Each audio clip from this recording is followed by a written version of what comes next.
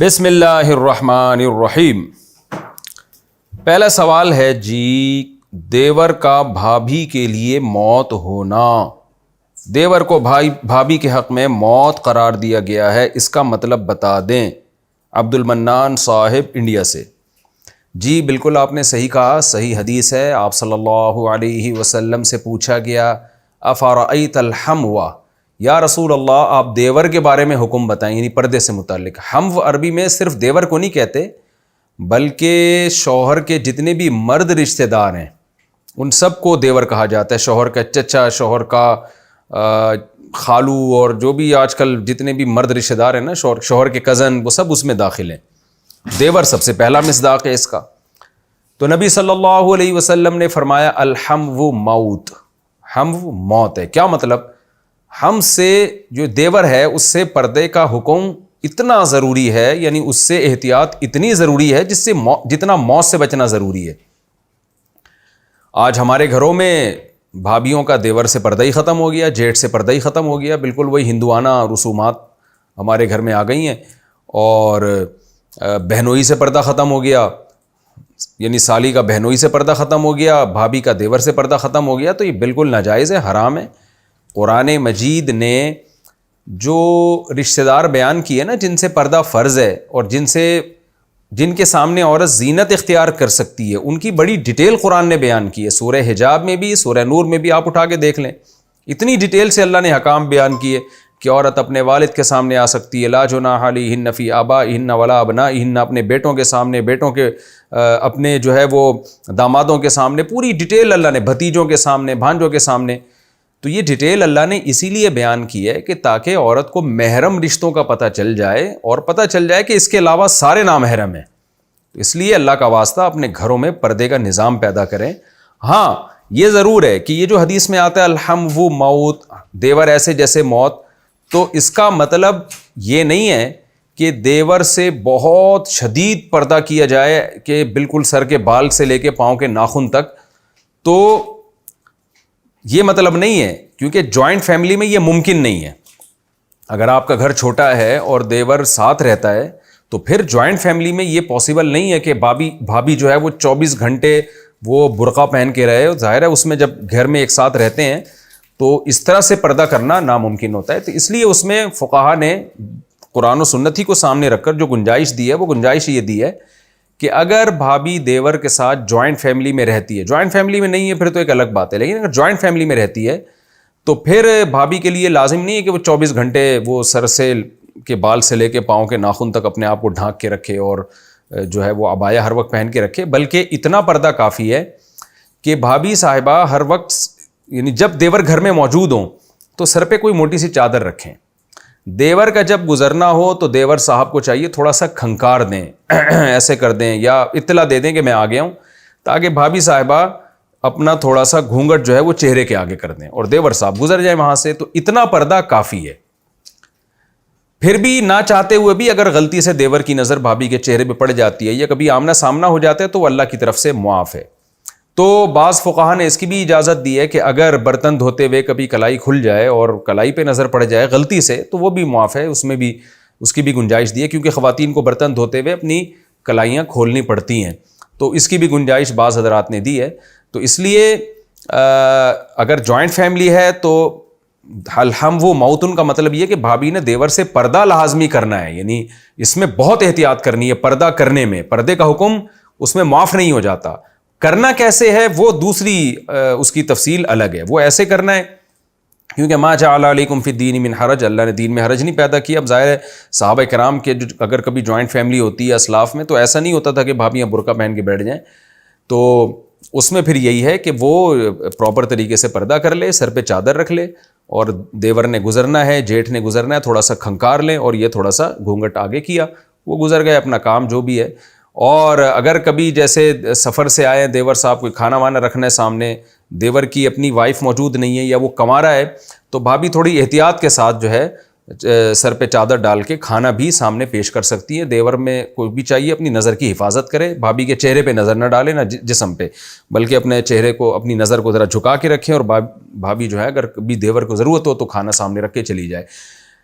اگر اکٹھے بیٹھ کے دسترخوان پہ کھانا کھاتے ہیں، بعض دفعہ یہ بھی بڑا مسئلہ ہوتا ہے کہ والدین یہ چاہتے ہیں کہ ہماری سب بہویں اور ہمارے سارے بیٹے ایک دسترخوان پہ ہمارے ساتھ بیٹھیں. یہ بھی بعض دفعہ والدین کی خواہش ہوتی ہے کہ جی باپ کی خواہش ہوتی ہے میری ساری بہویں اور بیٹے ایک ساتھ بیٹھیں میرے ساتھ کھانا کھائیں. تو اس میں پھر طریقہ یہ ہے کہ یہ احتیاط کر لی جائے کہ ٹھیک ہے ایک دسترخوان پہ بیٹھیں، لیکن یہ احتیاط کر لی جائے کہ بھابھی کے سامنے دیور نہ بیٹھے یا جیٹھ نہ بیٹھے، بلکہ جس رو میں بھابھی بیٹھ کے کھا رہی ہے اسی رو میں فاصلے کے ساتھ دیور بیٹھ سکتا ہے، تاکہ دونوں کی ایک دوسرے کے چہرے پہ نظر نہ پڑے. تو یہ احتیاط بہرحال ضروری ہے. اگر آپ اتنی بھی احتیاط نہیں کرتے نا تو اس کا مطلب آپ کو اسلام کے احکام کی کوئی ویلیو نہیں ہے. لبرل لوگ تو اسلام کے ان احکام کا مذاق اڑاتے ہیں، کیا پردہ وردہ، اصل میں تو دل صاف ہونا چاہیے. لیکن ذرا گھروں کے حالات جا کے دیکھیں لبرل لوگوں کے. میں سب کو کے بارے میں بدگمان نہیں کر رہا، لیکن برائی جب پھیلتی ہے تو پھر انسان خون کے آنسو ہوتا ہے کہ یہ کیوں ہو رہا ہے. تو اللہ میاں نے میاں بیوی کو ایک دوسرے کے لیے بنایا ہے. ہم غیر مسلم نہیں ہیں، ہمیں اس باؤنڈری کے اندر رہنا پڑے گا جو اسلام نے ایک باؤنڈری کھینچی ہے.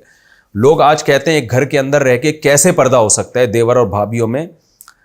میں نے علماء کے گھروں میں دیکھا ہے اکٹھے رہتے ہیں پھر بھی پردہ ہوتا ہے. ہمارے گھر میں اللہ کا شکر ہے ہم 4 بھائی تھے اور چاروں میرڈ، ہم اپنے والدین کے ساتھ رہے ہیں تو ہم ایک گھر میں رہتے تھے اور اللہ کا شکر ہے ہماری بھابھی ہم سے پردہ کرتی تھیں اور ہماری جو گھر والی تھی وہ ہمارے بھائیوں سے پردہ کرتی تھیں، اب تک کر رہی ہیں.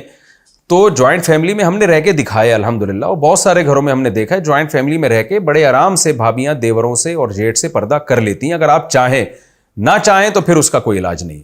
یہاں میں کیونکہ یہ بڑا اہم مسئلہ ہے، یہاں میں ایک اور بات بیان کرنا ضروری سمجھتا ہوں. بعض دفعہ ساس صاحبہ چاہتی ہے کہ نہیں میری بہو میرے بیٹے سے پردہ نہیں کرے گی جو دیور ہے اس کا. خوب سمجھ لو، بہو کے لیے ساس کا یہ حکم ماننا جائز نہیں ہے. لا طاعت لمخلوق فی معصیت الخالق. رسول اللہ صلی اللہ علیہ وسلم نے فرمایا اللہ کی نافرمانی میں مخلوق کی اطاعت جائز نہیں ہے. عورت کے لیے اس موقع پہ اپنے شوہر کی بات ماننا جائز نہیں ہے تو ساس کی بات ماننا کیسے جائز ہو گیا. تو ساسوں سے بھی میں درخواست کرتا ہوں کہ آپ اپنی بہوؤں کو اللہ اس کے رسول کے احکام کا باغی نہ بنائیں بلکہ احکام کا پابند بنائیں.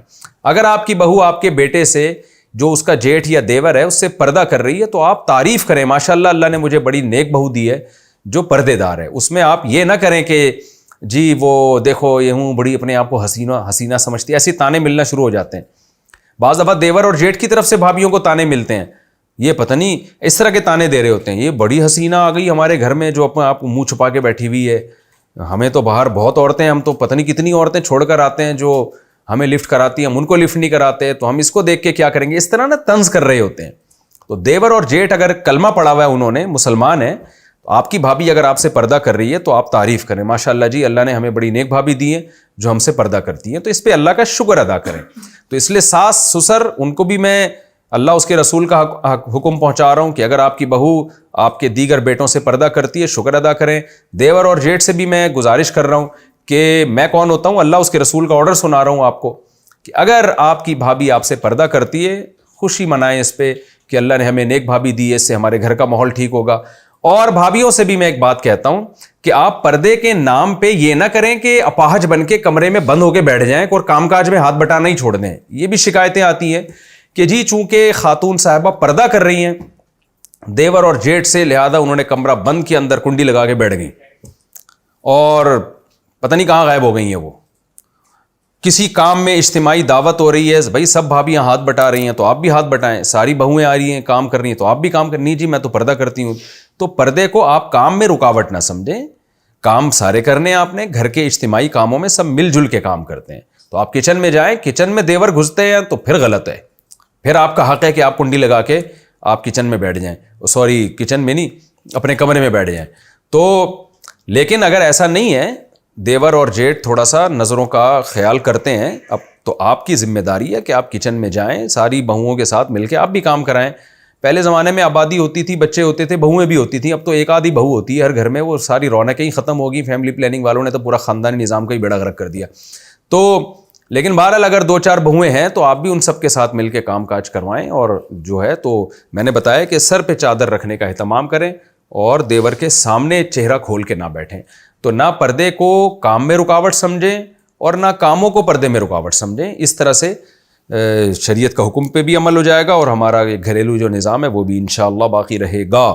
پھر بھی اگر دیور خیال نہیں کرتا یا جیٹھ صاحب خیال نہیں کرتے اور بھابھی کے ان کو پتہ ہے کہ بھابھی پردہ کر رہی ہے، پھر بھی سامنے آ کے زبردستی بیٹھتے ہیں یا اس پہ ناراضی کا اظہار کرتے ہیں، چڑھتے ہیں، تو پھر شوہر پر واجب ہے کہ وہ اپنی بیوی کو الگ گھر لے کے دے، پھر وہ جوائنٹ فیملی میں اپنی بیوی کو نہیں رکھ سکتا، رکھے گا گناہگار ہوگا۔